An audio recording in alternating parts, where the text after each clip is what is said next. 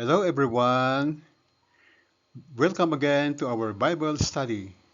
But before we begin, please be reminded to please prepare the following: ballpen, notebook, and Bible. Yan po ang ating i-prepare para at least meron tayong reference, especially itong Bible.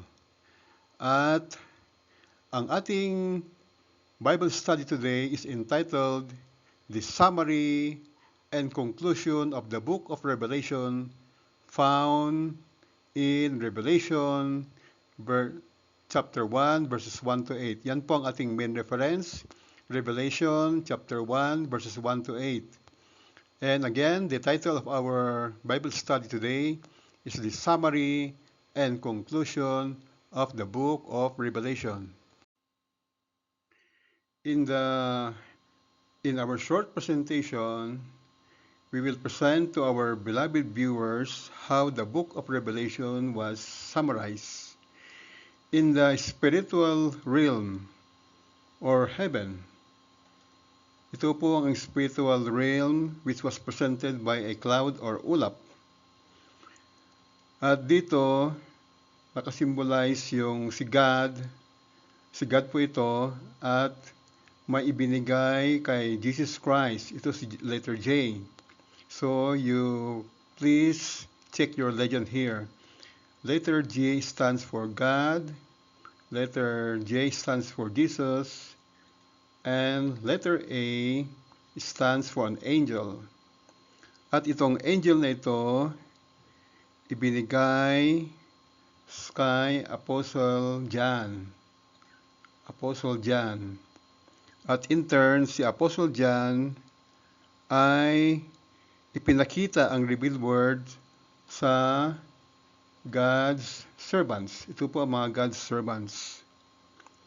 So, punta tayo sa mga supporting verse. Ano pong supporting verse ng ating sinasabi?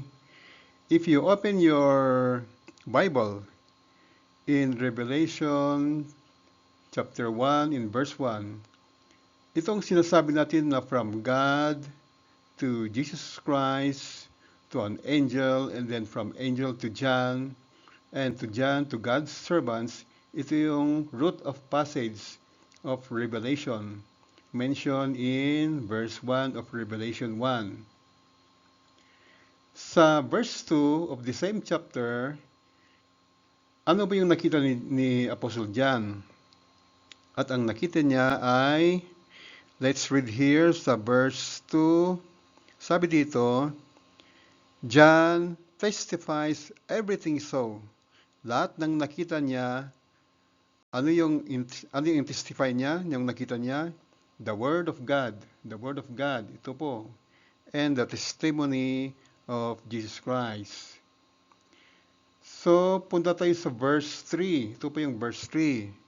Anong sabi ng verse 3?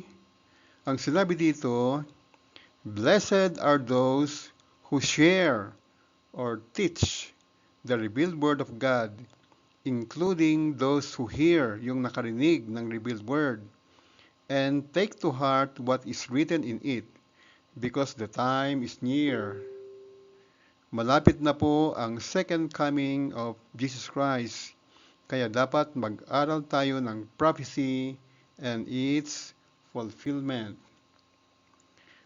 Punta tayo sa verse 4 of Revelation 1. Ano yung sinabi dito? Ang sinabi ni Apostle John greeted and addressed the 7 churches of Asia. These 7 churches are really existing during the time of John. And the names, yung mga pangalan ng mga churches na ito were mentioned in verse 11 of the same chapter.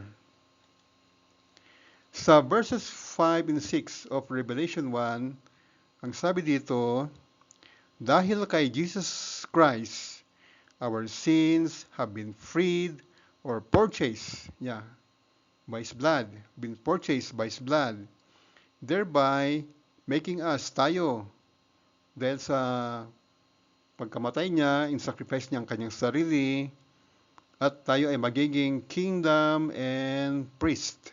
Kingdom of priests.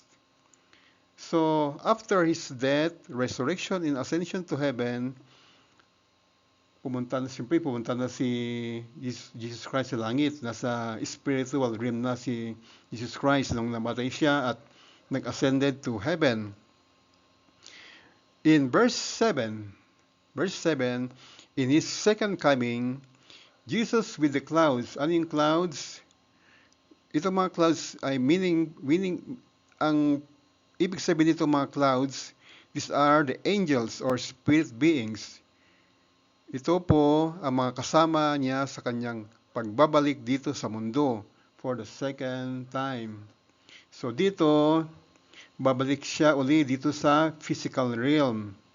Kasi as mentioned a while ago, nasa spiritual realm si Jesus Christ at babalik siya dito sa earth, the physical realm for the second time.